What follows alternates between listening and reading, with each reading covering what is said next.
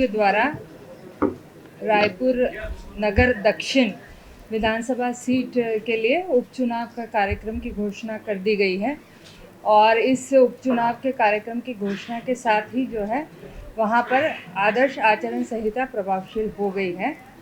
रायपुर नगर दक्षिण विधानसभा सीट अनारक्षित सीट है और जो कार्यक्रम है वो इस तरह से रहेगा कि अधिसूचना का प्रकाशन 18 अक्टूबर को होगा और नामांकन जो दाखिला है वो 25 अक्टूबर से प्रारंभ होकर 30 अक्टूबर तक के लिए जाएंगे। नामांकन पत्रों की जो समीक्षा है वो 28 अक्टूबर को होगी और मतदान की तिथि 13 नवंबर, मतगणना की तिथि जो है वो 23 नवंबर है और तिथि जिसके पूर्व निर्वाचन संपन्न करना होगा वो 25 नवंबर रहेगा। हमने रायपुर नगर दक्षिण विधानसभा क्षेत्र हेतु पुख्ता व्यवस्था, सुरक्षा और कानून की है। 5 कंपनियां वहां पर तैनात की जाएगी और स्ट्रॉन्ग रूम, काउंटिंग सेंटर, इसी तरह विभिन्न सेक्टर मजिस्ट्रेट के साथ ये वहाँ पर तैनात रहेंगे।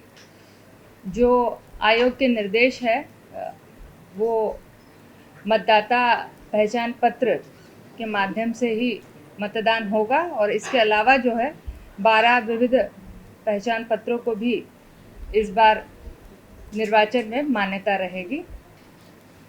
जो नाम निर्देशन पत्र है वो नाम निर्देशन पत्र मैंने आपको बताया ही कि उसके लिए हमने व्यवस्था जो की है वो कलेक्ट्रेट परिसर में ही हमारे रिटर्निंग अधिकारी और सहायक रिटर्निंग अधिकारी उपस्थित रहेंगे और जो अधिसूचना प्रकाशन की डेट है और नामांकन दाखिल करने की अंतिम तिथि है उसके बीच में ये नाम निर्देशन पत्र वहाँ पर सबमिट होंगे।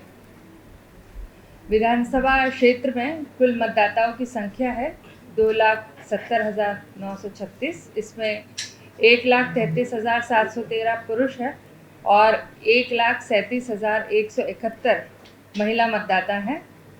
इस तरह महिला मतदाता की संख्या पुरुषों से अधिक है और 1,000 पुरुषों पे 1,026 महिला मतदाता इस क्षेत्र में हैं। तृतीय लिंग मतदाता 52 हैं।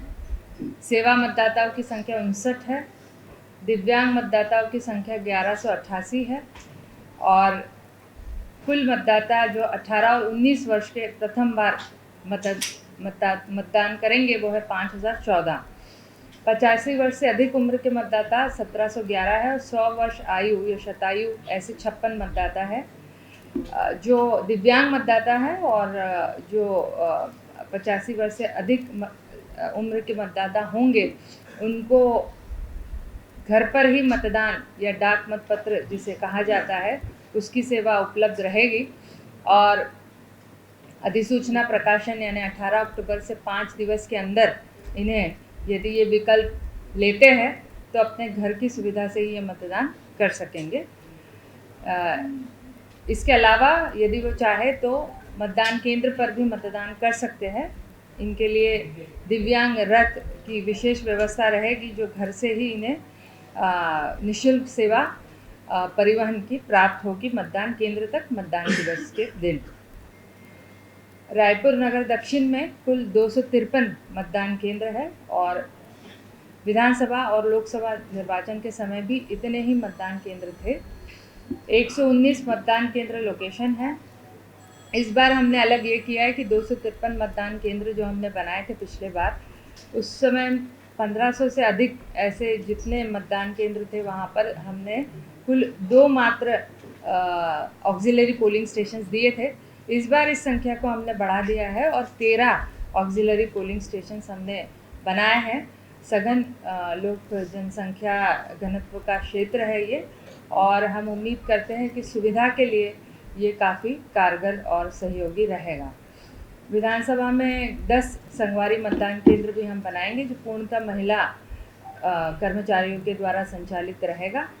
5 आदर्श मतदान केंद्र, 1 दिव्यांगों के द्वारा संचालित मतदान केंद्र और 5 पूर्णतः युवाओं द्वारा संचालित मतदान केंद्र रहेगा और सभी बुजुर्गजनों और दिव्यांग मतदाताओं की सहायता के लिए जो है मतदाता मित्र हम तैनात करेंगे।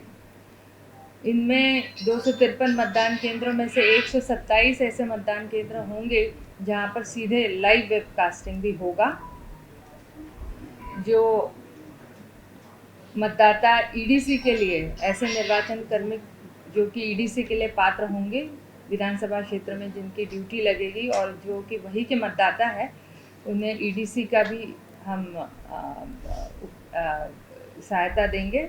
इसके अलावा जो सेवा मतदाता है उन्हें ईटीपीबीएमएस से भी मतदान करने की पात्रता रहेगी। इसके अलावा जितने निर्वाचन कर्मचारी वहाँ पर लगे होंगे, उनको यदि वे प्रारूप 12 में आवेदन करते हैं तो डाक मतपत्र के माध्यम से विहित सुविधा केंद्र के माध्यम से वो मतदान भी कर सकेंगे। नाम निर्देशन की व्यवस्था के लिए जिला मुख्यालय में हमने तैयारी की है और अभ्यर्थियों से ये आग्रह रहेगा कि जो आयोग के निर्देश है कि नामांकन कक्ष में कुल 5 व्यक्ति ही प्रवेश कर सकेंगे और जो रोड शो है उसमें भी मात्र 3 वाहनों की जो है पात्रता रहेगी। प्रचार प्रसार के लिए हमने स्वीप के माध्यम से कोशिश करेंगे कि अधिक से अधिक जो है मतदान का प्रतिशत रहे और 13 नवंबर को जो तय है मतदान दिवस, उस दिन जो है इलेक्ट्रॉनिक और प्रिंट मीडिया के माध्यम से मैं अपील सभी रायपुर नगर दक्षिण के मतदाताओं से करूंगी कि वे अवश्य अपने मताधिकार का प्रयोग करें। जो लोकसभा चुनाव हुए थे उस समय और विधानसभा में, इस विधानसभा क्षेत्र का मतदान प्रतिशत जो है जिले के एवरेज से काफ़ी कम था। केवल 60% विधानसभा में और 61.4% जो है लोकसभा में यहाँ मतदान हुआ था। पूरे ज़िले का औसत जो है 66% रायपुर ज़िले का रहा है और राज्य 72% लोकसभा में यहाँ पर वोटिंग हुई थी। तो राज्य और ज़िले के औसत से भी इस विधानसभा क्षेत्र में काफ़ी कम मतदान का प्रतिशत रहा है। तो इस बार कोशिश अवश्य ये रहेगी कि अधिक से अधिक मतदाता जुड़े। जहाँ तक आदर्श आचरण संहिता का सवाल है, तो जो अद्यतन निर्देश है उनके आधार पर जो भी आयोग के इसमें डायरेक्शंस है कि यदि उपचुनाव घोषित होता है तो जनरली उपचुनाव का जो आदर्श आचरण संहिता का परिक्षेत्र होता है वो संपूर्ण जिला रहता है, परंतु यदि वो राज्य की राजधानी है या महानगर है अथवा किसी नगर निगम के अधीन आता है, तो ऐसे परिस्थिति में केवल उस विधानसभा क्षेत्र का परिसीमाएं या परिक्षेत्र ही मात्र आदर्श आचरण संहिता से प्रभावित रहेगा। तो हमारी आदर्श आचरण संहिता से संबंधित जो ट्रेनिंग हमने कलेक्टर्स की ली है, जिला निर्वाचन अधिकारी, रिटर्निंग अधिकारी, सभी को हमने इसके संदर्भ में निर्देश दिए हैं। संपत्ति विरूपण के प्रभावी क्रियान्वयन के लिए कड़ाई से पालन किया जाएगा। इसमें जितने भी शासकीय संपत्तियां इस विधानसभा क्षेत्र में स्थापित है, जितने भी शासकीय कार्यालय हैं, वहां पर 24 घंटे के अंदर सभी प्रकार के दीवार लेखन, posters, stickers, cutout, hoardings, banners और झंडे उतरवा दिए जाएंगे। इसके अलावा सार्वजनिक संपत्ति पे जो भी विरूपण है वो सार्वजनिक संपत्ति पे 48 घंटे के अंदर और निजी संपत्ति पे 72 घंटे के अंदर जो है वो हटा दिया जाए। शासकीय वाहनों के उपयोग राजनीतिक प्रचार प्रसार के लिए पूर्णतः प्रतिबंधित रहेगा और सरकारी खर्च पर जो भी विज्ञापन होंगे उस पर भी पूर्ण प्रतिबंध रहेगा। इस क्षेत्र में चुनाव प्रचार के लिए जो वाहनों की अनुमति है वो आवश्यक और अनिवार्य रहेगी और जो वाहन बिना परमिट के पाए जाएंगे चुनाव प्रचार में संलिप्त, ऐसे सभी वाहनों को जब्त कर लिया जाएगा। मौन अवधि को छोड़कर अभ्यर्थियों के लिए वाहनों की संख्या की कोई सीमा नहीं रहेगी और प्रचार के लिए किसी भी सरकारी वाहन का उपयोग पर प्रतिबंध रहेगा। आम सभा के लिए सार्वजनिक स्थलों की पहचान हमने पूर्व से कर ली है। यदि सभा स्थल पे कोई शैक्षणिक संस्था है या सभा के पूर्व संस्था प्रबंधन से अनापत्ति नहीं लिया गया है, तो ऐसे में ऐसे सभा स्थल पर किसी भी प्रकार की सभा पर प्रतिबंध रहेगा। सभा का आयोजन रात 10 बजे के पश्चात प्रतिबंधित होगा। आयोजन की जाने वाली प्रत्येक सभा की अनुमति आवश्यक होगी जिला निर्वाचन अधिकारी से।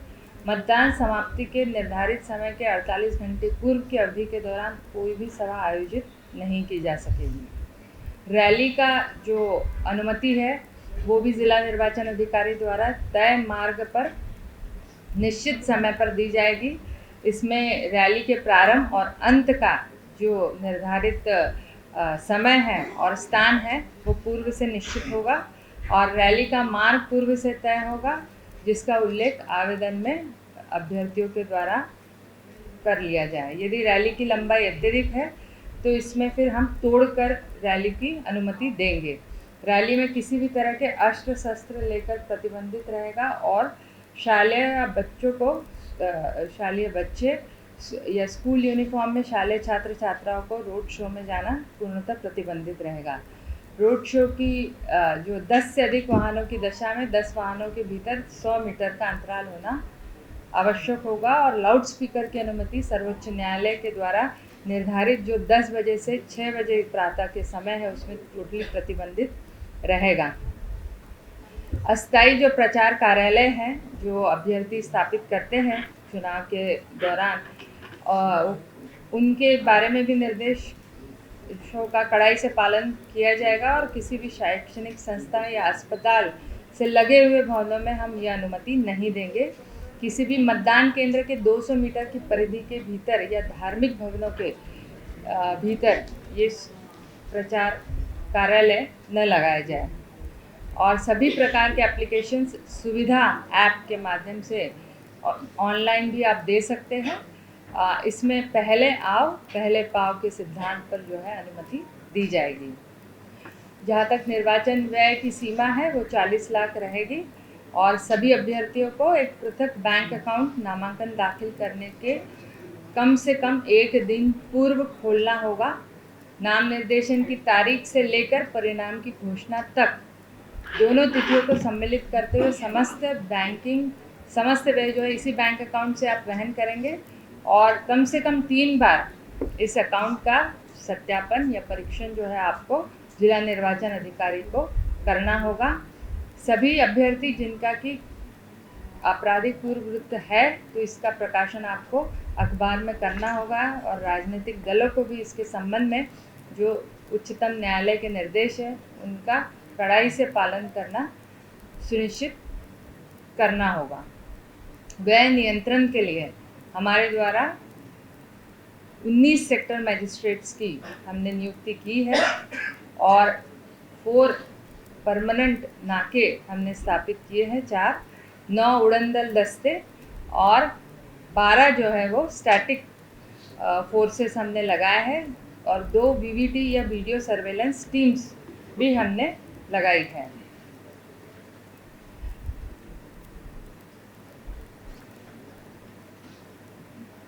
हमने राज्य स्तर पर और जिला स्तर पर मीडिया प्रमाणन और निगरानी समिति का गठन कर लिया है। जितने भी इलेक्ट्रॉनिक मीडिया से संबंधित राजनीतिक विज्ञापन है उनका इन कमिटी से पूर्व प्रमाणन कर लेना आवश्यक रहेगा। जिला स्तर पर गठित मीडिया प्रमाणन निगरानी समिति द्वारा पेड न्यूज़ के प्रकरण पर भी कार्रवाई होगी और इलेक्ट्रॉनिक और प्रिंट मीडिया में पेड न्यूज़ के प्रसारण पर भी एमसी कमेटी की कार्रवाई जो राज्य स्तरीय है जिला स्तरीय है ये करेंगे। प्रिंट मीडिया में मतदान दिवस के 1 दिन पूर्व और मतदान के दिन प्रकाशित होने वाले सभी राजनीतिक विज्ञापनों का पूर्व प्रमाणन करना अनिवार्य रहेगा।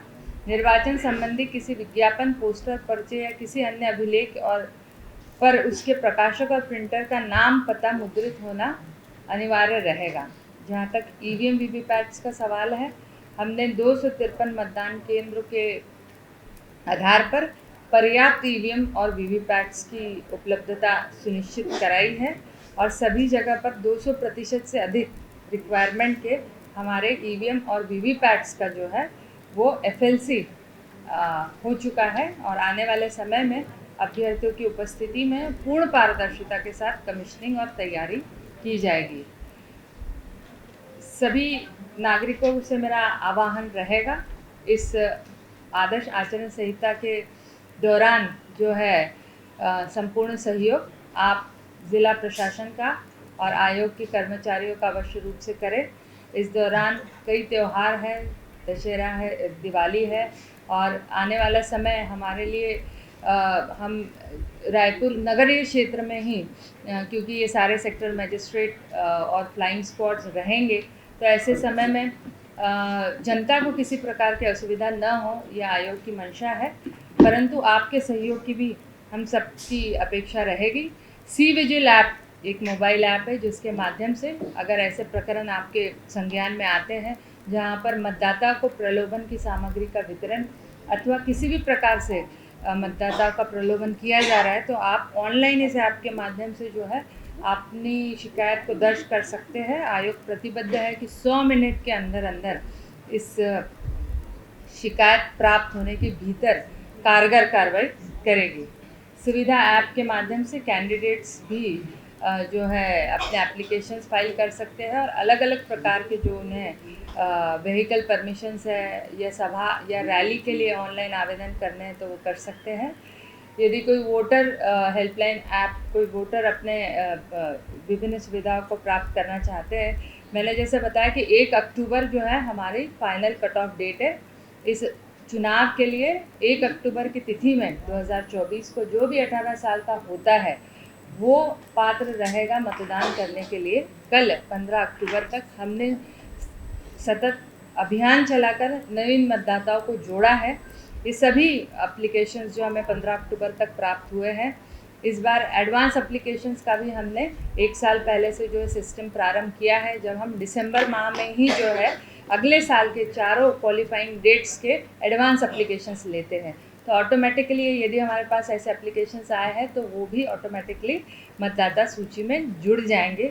तो सभी प्रथम बार जो मतदान करेंगे ऐसे सभी युवा मतदाताओं से भी हमारी अपील रहेगी कि वो आए और आकर अपने मताधिकार का प्रयोग करें। धन्यवाद।